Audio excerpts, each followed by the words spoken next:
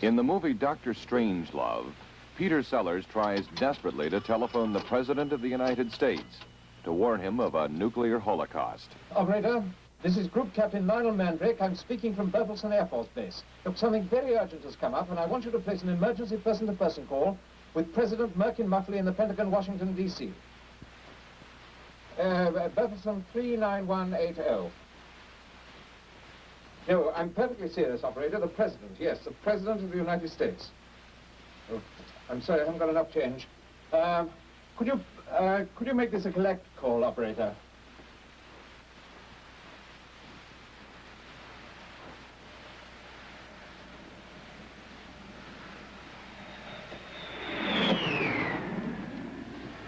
Just 1 second, operator. They won't accept the call. Have you got 55 cents? Well, you don't think I'd go into combat with loose change in my pocket, do you?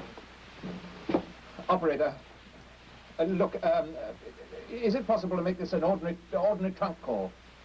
Well, what do you call it? You know, station to station.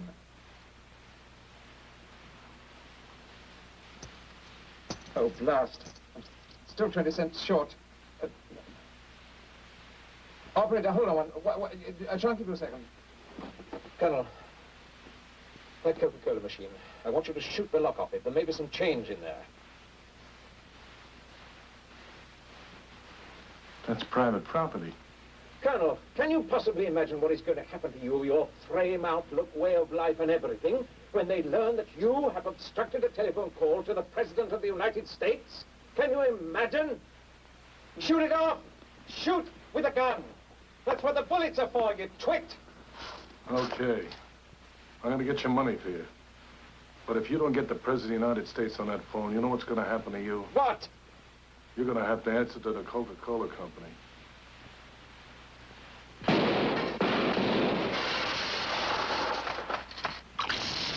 Like Keenan Wynn in the film Dr. Strangelove, we all repudiate lawlessness. And yet, we're surrounded by crime. Each year, we are confronted with new sets of statistics indicating the extent of crime in our community. The FBI's Uniform Crime Report, for instance, tells us that last year in Cleveland, serious crime rose 19%. But do those numbers indicate the depth of crime? Despite our professions of moral upstanding, each of us has, at one time or another, in one way or another, committed an act of crime. Really? Who hasn't felt just a little bit nervous whenever a police car pulls too close? Who hasn't fudged just a little bit and told the customs agent there's nothing to declare? Who hasn't been, shall we say, a bit liberal with his income tax deductions? Most of us won't have our pictures projected on a wall like this. And it's very easy for us to look with proud disdain upon those people who are stupid or blatant or unlucky enough to get caught. But we all ought to remember that each of us contributes to the environment in which crime thrives. In a sense, all of us are under indictment. I think killing is wrong unless it's something where you, in self-defense, where you don't really mean to kill them, you just mean to stop them from killing you. If you kill someone for no reason, in any way, it's wrong, because you're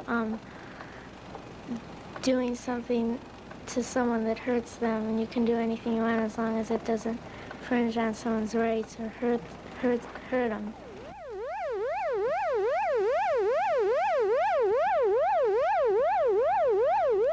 Murder. 322 times last year, the life of one human being was taken by another, here in Cleveland. 322 murders. 12 years ago, only 59 homicides were recorded. Last year, 269 people were shot, 25 were stabbed, 18 were beaten to death, 7 were strangled. This year, the rate is increasing.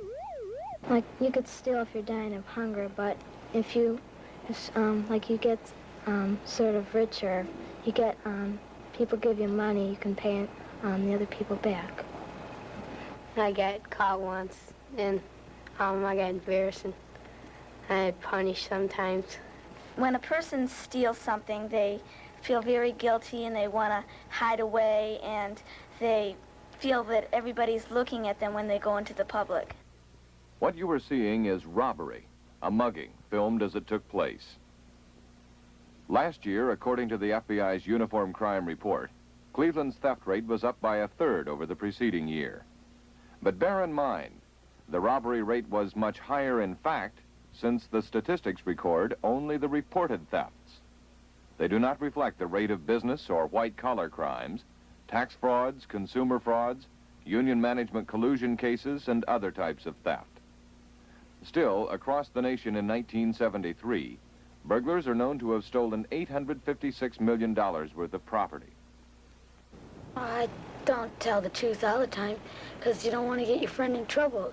I lied when, if I'm gonna hurt someone's feelings, then I just tell a lie, and so it'd make them feel better. Most every time you lie, somebody's gonna find out, and then you're gonna get in worse trouble than you were in the first place.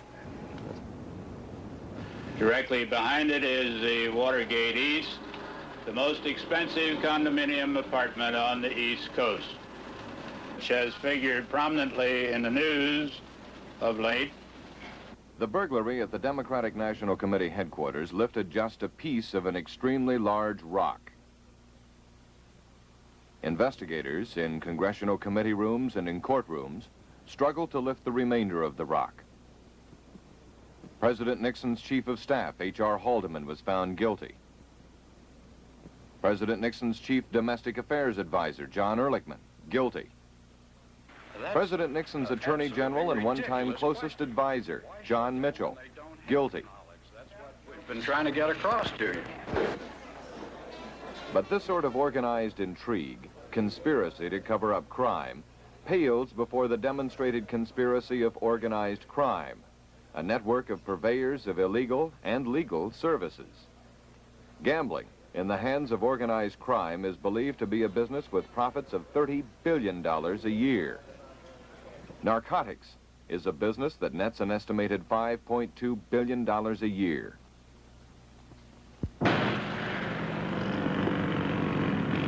Hijacking, another organized crime enterprise, is believed to be worth $1.5 billion a year. The effect of organized crime and its profits on legitimate businesses is incalculable. Few of us want to consider the extent of crime around us, and yet last year Americans spent nearly $90 billion combating crime. 2731, the owners also came out on this one. It's to be moved. That's not a 2731 okay at 12:13. Consider it not so deeply advised that famed accomplice to murder Lady Macbeth, and yet in the coming weeks we intend to consider the problem of crime in Cleveland very deeply indeed. It is, after all, a blight on all our houses. A blight whose fault, to quote another well-known conspirator, Cassius, is in ourselves. A blight that finally threatens to leave us, as T.S. Eliot feared, not with a bang, but a whimper. Americans have always believed in violence. We sell violence, buy violence. We like action and blood in our entertainment. But terror is not entertaining.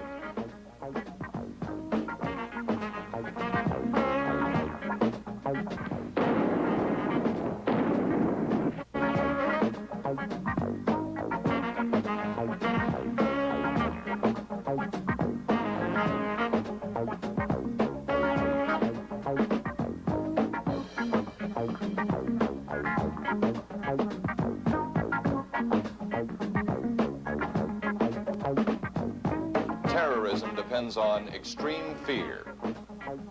I'd like some legal representation. These police officers have not allowed me to have any. I don't know what this is all about. There is Lee Oswald. He's been shot. He's been shot. Lee Oswald has been shot. When politics is involved, the situations make less sense and more destruction.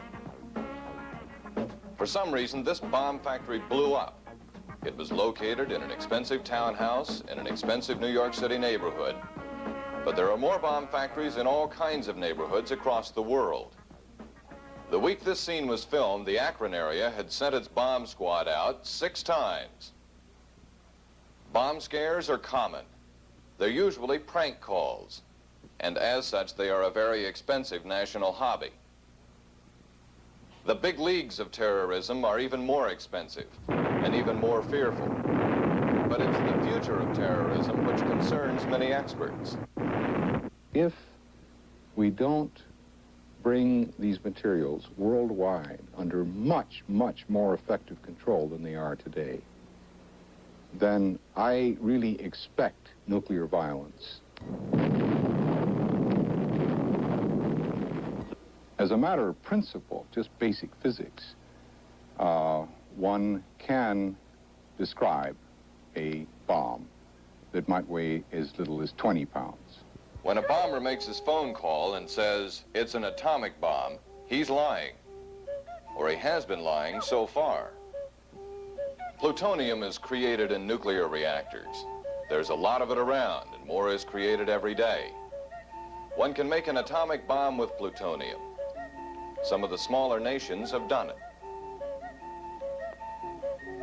Not only has the possibility increased that a small nation will use atomic weapons for political purposes, but there's a very real potential that some group of political terrorists could acquire nuclear capability. There is nowhere they could not strike. Technology has delivered fantastic destructive power into the hands of mankind. And mankind includes the unsettled Middle East, the Irish Republican Army, terrorists of every persuasion. The bombs that ended World War II were small by atomic standards. Plutonium bombs of that yield could easily be carried in a private aircraft or a delivery van. There are other terror weapons which have not yet been used. And some chemical biological substances could be many times more deadly than a small nuclear device. Political force is raw, naked power over other lives. Terror is an extension of war. A weapon for people at war with one thing and another, with the world for their battlefield and no regard for lives. I've chosen to stay and fight. The body count is their measure of success in terrorizing. The entire human race is hostage to the balance of terror tactics of the great nuclear powers. Between them, the Soviet Union and the United States possess more than 75,000 megatons of explosive force. The range of terrorism is vast, its roots obscured in warfare, its victims agonizing.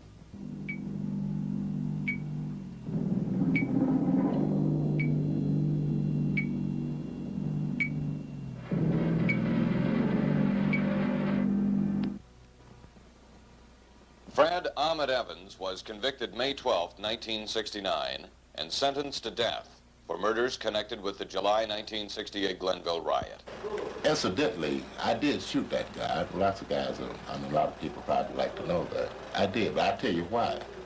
You know, I said one of these days I was going to tell somebody why I shot this guy, you know. I told him to get out of the neighborhood. I said, here, look, you know, let's go get out of here, you know. I said, there's going to be trouble around here. I saw he wasn't armed, you know. I said, look, he'd been shot, you know. But when I got there, I saw he was unarmed, so I said, get the hell out. You know what he said to me? He says, throw down your gun, you know, throw down your gun. I said, you son of a bitch, and I just shot at him, you know. Really, I just went crazy, man. I said, guys gotta be crazy. You know, what do you mean, throw down your gun? I missed him because I was angry, you know. I said, Jesus Christ, you gotta be nuts. Ahmed Evans now resides at Lucasville, the Southern Ohio Correctional Facility, the brand new big house. He hasn't done much talking to the media, but we asked him who he is and why he is in prison. My name is Ahmed, and I'm a revolutionary, and that's why I'm here. here we've experienced this ghetto life. We know what it is, you know. I mean, like myself, I've worked all my life, and I've had a job all my life, and I know I'm never gonna get anywhere. I mean, you know, I know I'm never gonna climb out of this poverty belt by punching a clock, you know, and carrying a lunch bucket. I said, when I've taken all I can take, and these are the words that I've used, you know. I mean, you know, like when it happens that you have no place else to go, you know, you've had it, then who's the first guy I'm gonna see? You. You know, you're the first guy I'm gonna see, and you're gonna be angry at me because you're looking at America from the other side, you know, from another point of view, you know. And here we are cast in the role of the villain and the shining knight, you know. I say, and what you don't understand, I don't think, is that it doesn't matter what I'm cast at, you know, it doesn't matter how people view me when I've had it, you know. Once I've had it, man, and I start coming out of here, I'm really coming, you know, and I'm not going to run the other way. I'm going to be coming right at you, you know. And you got to understand that there's a lot of difference in a man when he's not afraid to die, when he's actually hoping deep in his heart that he do get it. You know, he's not asking for it in the sense that he's going to go out and stand up and say, okay, here I am, you know. But he's coming, you know. He's got a goal now. He's got direction. He's coming, see. And he doesn't give a damn now anymore how he gets it or when he gets it. That's not important. You know, the point is to make a dent in this powerful monster that's gripping you, that's destroying you, that's taking your children's love away from you, that's taking it's tearing your house apart, it's tearing apart everything that you live for. We had just got back home with the things, and we didn't buy them to go to war, you know. That wasn't the purpose of having the guns. We had acquired some land, you know, and we were going to have a rifle range. We were going to have a rifle club, you know, and learn the guys how to shoot, you know. You understand? Learn them how to defend themselves. I mean, I had taught them some ranger tactics, you know. They know something about defending themselves, as they proved. They weren't exactly stupid, you know, but they weren't, you know, we weren't ready for warfare. We wasn't ready to fight. One of the fellows come in and told me, said, we're surrounded, and they're carrying heavy stuff, you know, like high-powered rifles and submachine guns. So I said, well, maybe they're just trying to scare us, you know. I said, keep an eye on them and let me know, you know, alert the guys, you know. So I said, we got the kids, they're all on the porch, they're everywhere, you know, they don't got to do anything now. But after a while, other guys was coming in from other directions, you know, and they was giving me the same report. Hey, those guys are really out there, you know, like everywhere. And this is long before this incident about this guy in the truck. Many people are concerned with militancy in the prisons, and Ahmed Evans is a militant. He is also a revolutionary and a philosopher. As such, his philosophy is influential. That is right never goes wrong, you know. Like this society, this country, this nation, it has a history, and its history is wrong. I mean, it has a beautiful constitution. On paper, it's marvelous. It would be pretty hard to beat, you know. But in practice, it's just the opposite.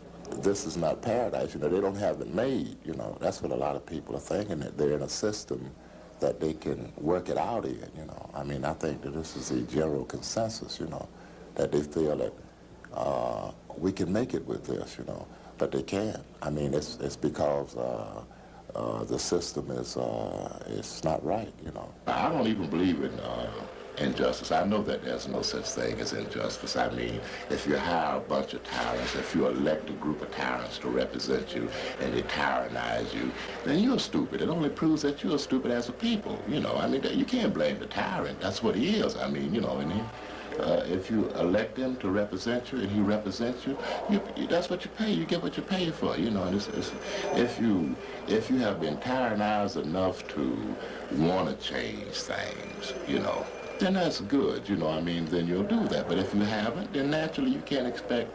At least now I've got a greater view of the whole picture, the overall picture than I had in 68. You know, I've had time to sit down and really concentrate and think about the things. There's no reverse gear in evolution. You just go forward. We're not going back into bad times. We're going forward into bad times.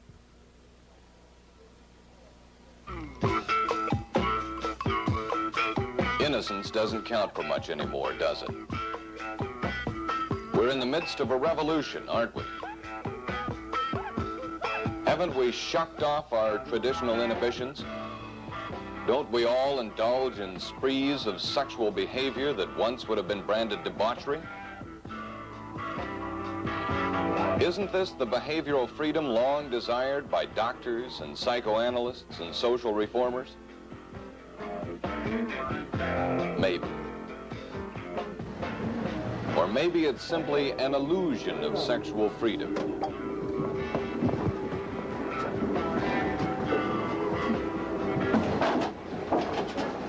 What reel have you got on there now? Reel 2? Me? Yes, you. I'm sorry. No. Because you're I'm the just only... a cashier. Yes, you're the only one on the premises at the time. Well... We have to seize the evidence and we have to arrest you. Oh, no. No, you gotta get somebody else because there's others here. They were supposed to be here, too, and they didn't come in. Could it be that we haven't so much removed our inhibitions as we have driven them deeper? Nowhere is this societal schizophrenia more pronounced than in our treatment of the crime of prostitution. Even as we proclaim our sexual independence, our freedom to find new and frequent bed partners, the world's oldest profession thrives anew. What you are about to see is prostitution. You will meet a young woman whom we'll call Ruth, and her employer, a man we'll identify as Carl. I guess the prices vary, but they're all pretty close. You can get a straight, and buy a straight, just, you know what I mean? A ball screw. And that's going to cost you $20. But if you want what we call a half and half, which is where the girl, until you get enough to get enough that you can borrow, it's called a half and half. Then it's going to cost you $25. And if you want it around the world, which is, do you like that don't make any difference? Well, then you don't want it. That is, you know, everything. That is just about anything and everything you can do. Different positions. I know you've tried. So now you just have to tell me what you want. Or you can tell me what you can afford and I'll tell you what you can get. That's about 5.5. Okay, you got 25 going.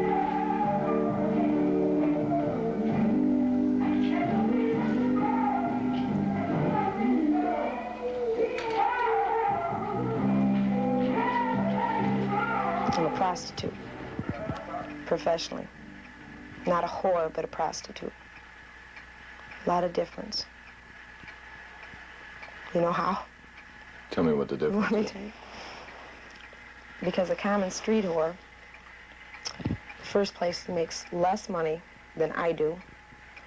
The second place doesn't look out for personal hygiene, does not keep herself on antibiotics. Is there prostitution in your club? No. There is no prostitution? No. I understand, though, that you run a massage parlor. Yes, What transpires there? well, I'm sure a lot of people have heard of massage parlors. A lot of them have visited them, and it's just the actor for me and wants a massage. He picks a girl he wants and goes in with her, and she massages him. But there's no prostitution in there. Never? No. Prostitution is a profession, just like anybody else, if you take it seriously. It's got to be. If you're serious about it, then you're going to do your best at it. If you're not, then you belong in a honky bar or a sleazy place with a lot of niggers and renting a $6 room, turn your tricks in.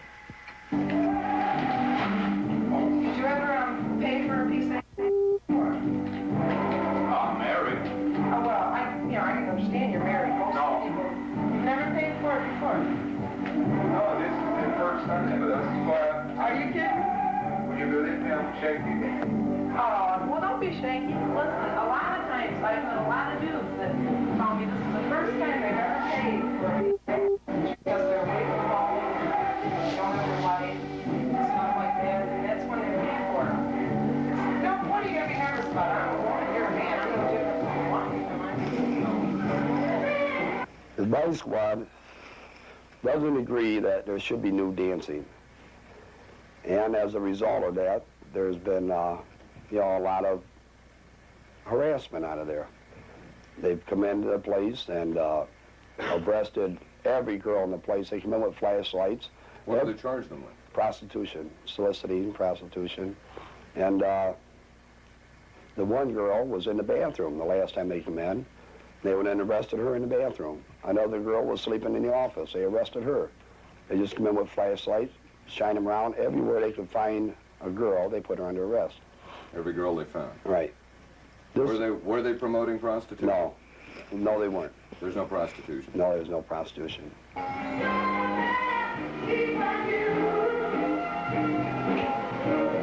you aren't even nervous. You ain't even nervous. Well, I'm not shy. Huh? I'm not shy. I don't think you're shy at all. And you take it seriously? Oh, I sure do. I couldn't leap into bed with anybody without it turning my stomach if I wasn't professional. And I don't refer to my people outwardly sometimes, but I don't refer to them as tricks. I think it's degrading as hell. I mean, how would you like to be referred to as a trick?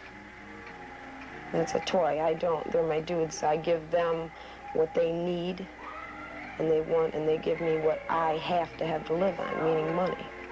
I work at a job dancing about 12 hours a day. From the time I get up from about 10 till 3 in the afternoon, I have things by appointments, men by appointments coming there, and then after work up until maybe on a weekend night, 6, 7 o'clock in the morning, so I don't get too much sleeping time. That's hard work.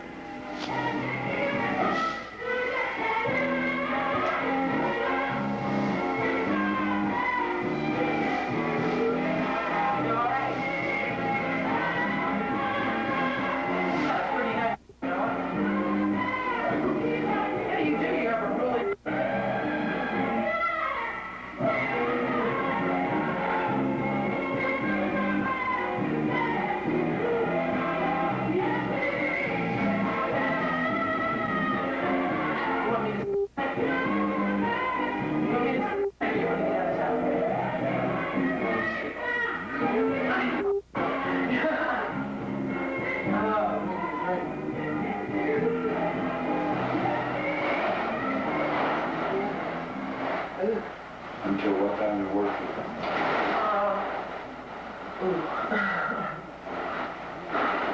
How's that feel? Why can't you say something good like, oh, that feels really good? You just go, Prostitution is a brutal business. Ruth says she is 22. By all odds, she will find herself at 30, old, bitter, and broke. Most prostitutes do. Carl is simply one of many people who profit from her prostitution. You did not meet the policemen and the politicians who ignore Ruth until it's advantageous for them to conduct another street sweep. You did not meet the hotel clerks, the rental agents, the lawyers her work supports. You did not meet the muggers, the Murphy men and the knobbers who prey upon her and her customers. Prostitution, we're told, is a victimless crime. We disagree.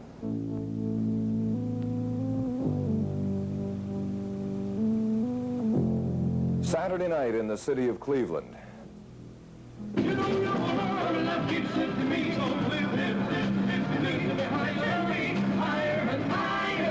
For most people, an evening for relaxation.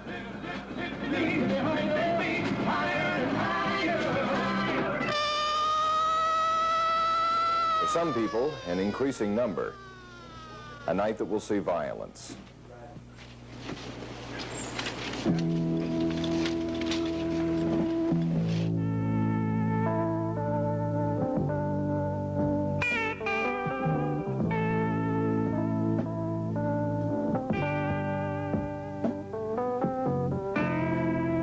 And for the people who work in this office, the busiest night of the week. We had one incident whereby which a husband came home, and his wife was eating jelly beans. And while she was eating the jelly beans, he wanted some jelly beans, and she refused to give him any, so he's going to take the jelly beans from her, and she stabbed the individual to death.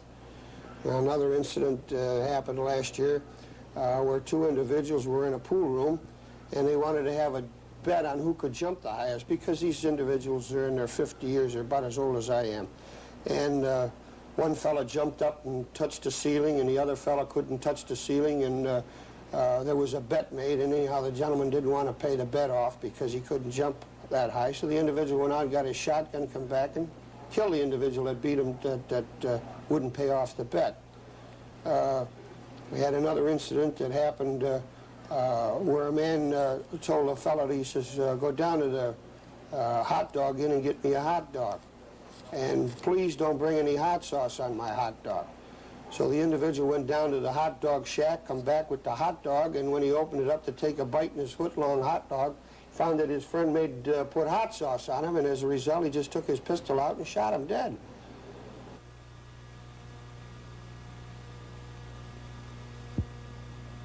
In many cases, alcohol is involved, hot tempers, territories.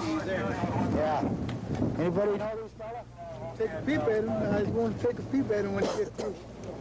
Handgun readily available, and generally arguing over nothing. Anybody know this fella here?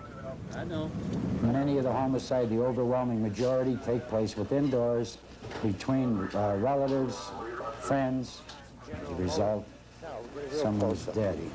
Hey,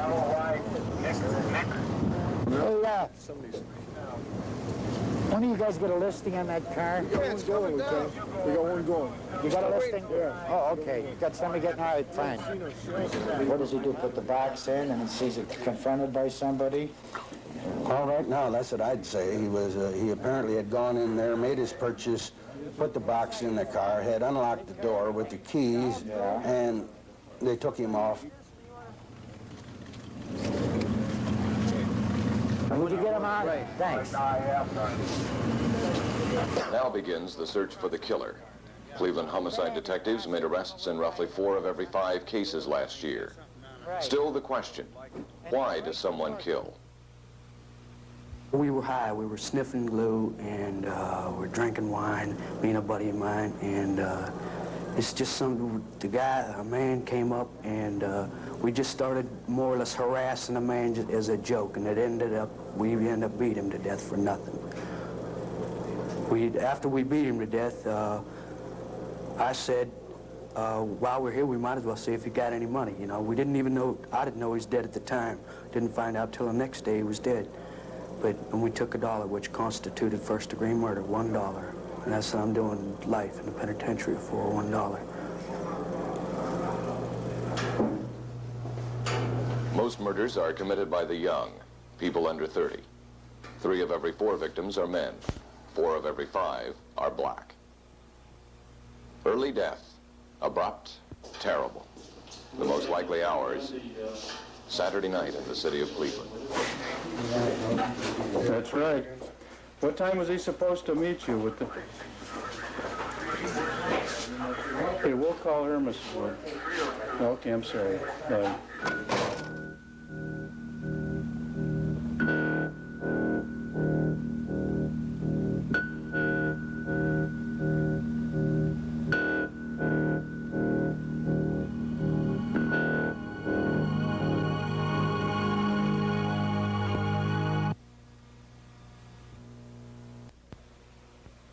You mean that's making money? Yeah, man, that's what I'm trying to tell you. It's cool. Dig. See that? How does it make the money? It just put the paper in and make money. That's all, baby. That's all you have to do. I'm going to sell this to you. Now, I'm going to tell you what I'm going to do. I'm going to let you have it. Is this real? That's real. That's a dollar bill, man.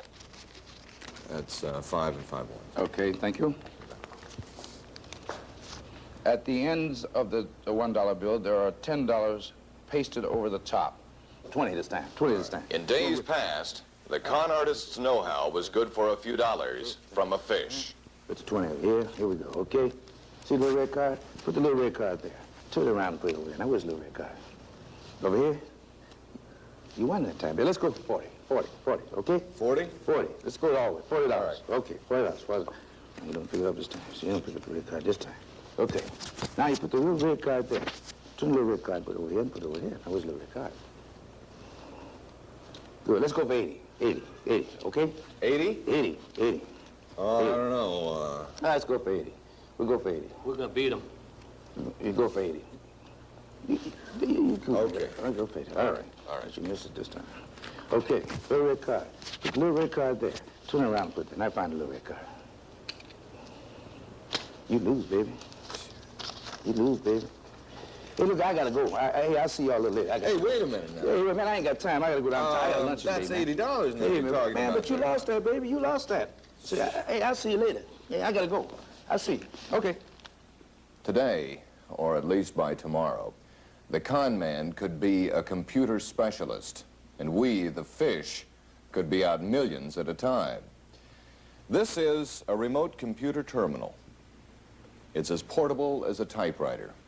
It connects into any telephone.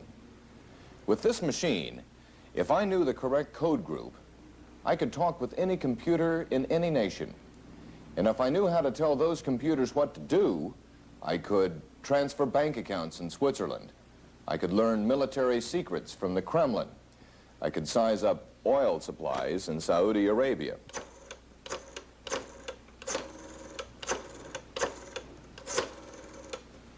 More directly, as a corrupt computerist, I could fleece you for millions. And even better than the con man, I could take you without your even knowing it.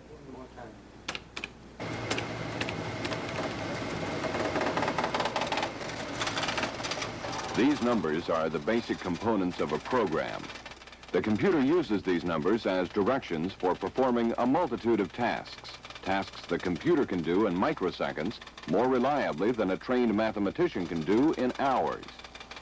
And so the numbers may be manipulated by unscrupulous people, such as thieves. This is a simple illustration of how easily a theft can be made. This list represents inactive bank accounts. The first federal case of computerized crime involved a bank programmer who instructed the computer to ignore his own overdrawn account.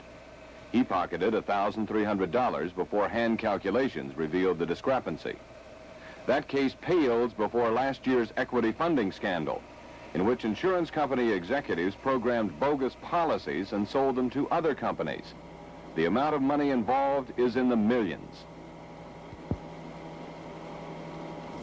To program it, what you're really saying is you're instructing it to do something. And unless you're one of the insiders and are really using the computer to juggle the books, it's just the electronic books instead of, paper and quill, then yeah, it's no tougher to do it than any other kind of book juggling. You got to be competent in your racket, but that's it. This equity funding thing of a year or so ago is a beautiful example of that. It turned out that they were faking a lot of insurance policies that they had out. They were then basically getting them discounted by selling them to other insurance companies, which is quite common in the business. These policies never existed, but because the insiders of the company wanted to keep this thing going, they had the computer faking these insurance policies and creating them. And every time the auditors came in, the computer kept moving the recriminating information to another part. So every time they looked for it, it was someplace else. And it took them a while to, in fact, they never would have caught up if a disgruntled employee hadn't blown the whistle on them. Professor Edward Glaser of Case Western Reserve University, last year's Computer Sciences Man of the Year. His office is decorated with a picture showing one of the gargoyles of the Cathedral of Notre Dame. If you look closely, it's made of computer symbols. In his art collection, a design made of what may be called electronic-age origami, designed by a computer. But he is worried about space-age criminality. So we can imagine that at some time in the future, John Dillinger, circa 1980, oh, let's see, that's close enough to the magic year. Let's make it circa 1984 for the symbolism. He won't carry a gun. He might be one of my better students. He'll have a small computer that he uses to help subvert things, and he'll clean up. And the reason that I'm concerned about it is not because computer crime is that obvious today, but because it could be. Right now, a computer crime is usually detected through the programmer's own blundering, not because detection devices find telltale errors. Some experts estimate that as few as 1% of computer-related crimes are ever brought to the attention of law enforcement officials.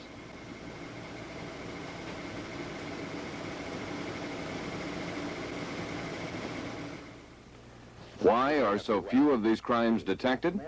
One widely accepted assumption is that computer manufacturers and the businesses that use computers for so many tasks are simply reluctant to admit the ease with which electronic age crime can be committed. $395. How about it? $100? $100. Sort of like that $50 price. Oh man, I can't go for $50. That's $395, man. $50, you know. Oh man, I can't go for that, man. Look here, come on with $100. Your wife will like that, man. Come on. 75, maybe. Oh man, come on, give me $100. Look at the counter. The ease with which one of our society's most indispensable functions can be corrupted. Can I get the ring? It's a little like the old con game. The fish never likes to admit that he's been taken. But now that futuristic felonies are reality, can we afford to overlook our susceptibility to the fleece?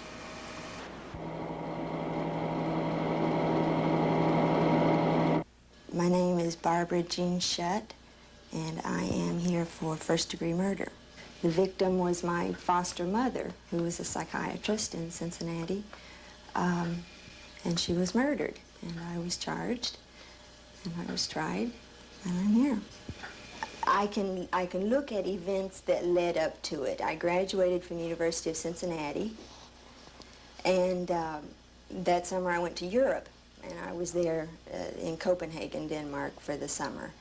When I came back, I started to teach in an elementary school in Cincinnati. And I discovered very soon that teaching was not for me. I couldn't cope with the idea, well, what do I do now, you know? I didn't know what to do. And from there, my behavior just deteriorated. I would do things like, I would drive halfway to school, and I'd think, I can't face this another day. I don't like it. I don't want to go. I can't do it.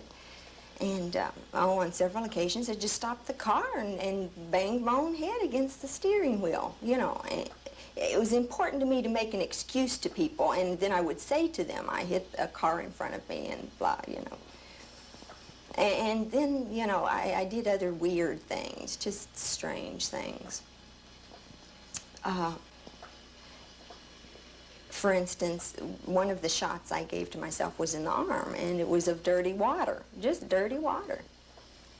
And the thing swelled up to about the size of my stomach, you know, after months.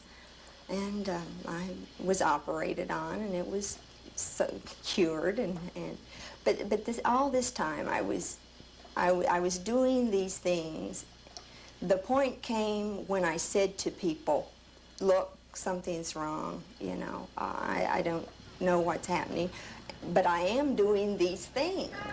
And then I told Mother about it, and she seemed to think that I was in enough control to get back into the stream of things, that I could come back. Anyway, the behavior kept deteriorating. I was getting worse, and I tried to commit suicide several times. I did just ridiculous things. And then one bright Sunday morning, the crime occurred. And on hindsight, I cannot say that the victim was Mother because of any other reason than that she was a psychiatrist. And I thought in that deteriorated condition that I needed help, and she didn't give it, and what am I going to do now? And, you know. But I can't say I thought that at the time. I don't know.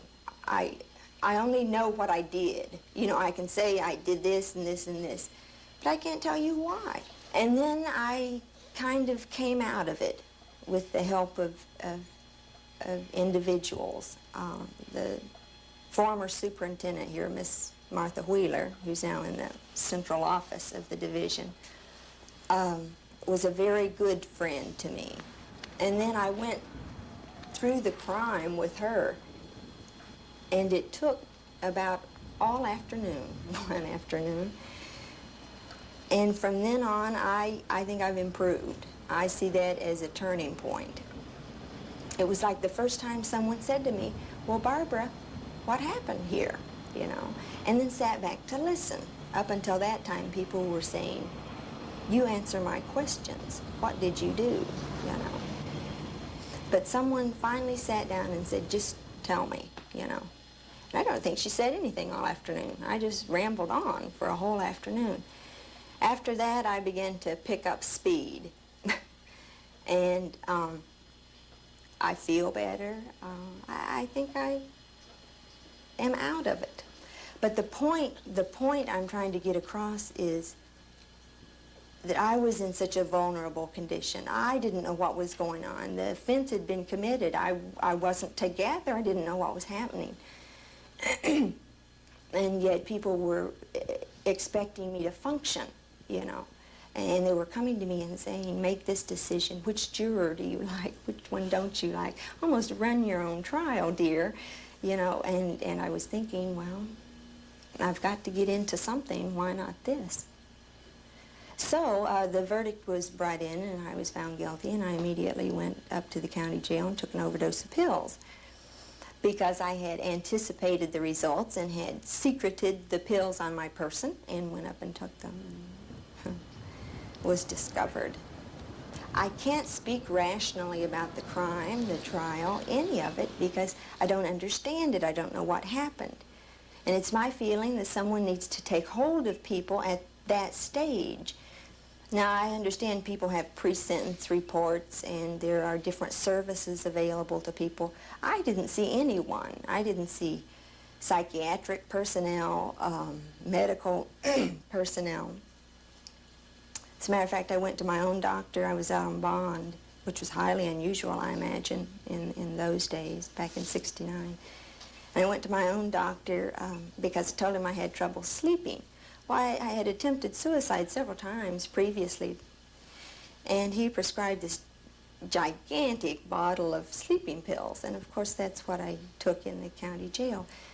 The people were watching me and seeing just absolutely abnormal behavior all along the way, and I was just free to come and go. I've been here now almost 6 years. It'll be 6 years in the fall. But I don't really think about being here. You know, when I first came, I spent a good deal of time trying to get out. Just, you know, I just wanted out. And then it occurred to me that, you know, an offense was committed. I was involved, and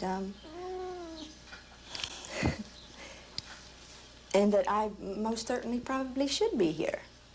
And then along with my other thinking, I decided it's none of my doing to say, let me out now, let me out a year from now, let me out in 20 years. Those decisions I can't make. I didn't make the decision to come. I can't say, let me go today. Few residents at Marysville so fully comprehend the serious, perhaps insurmountable challenge of dealing with a society that will regard them with suspicion the remainder of their lives. Because most residents at Marysville have not considered their offenses as deeply as Barbara Jean Schutt.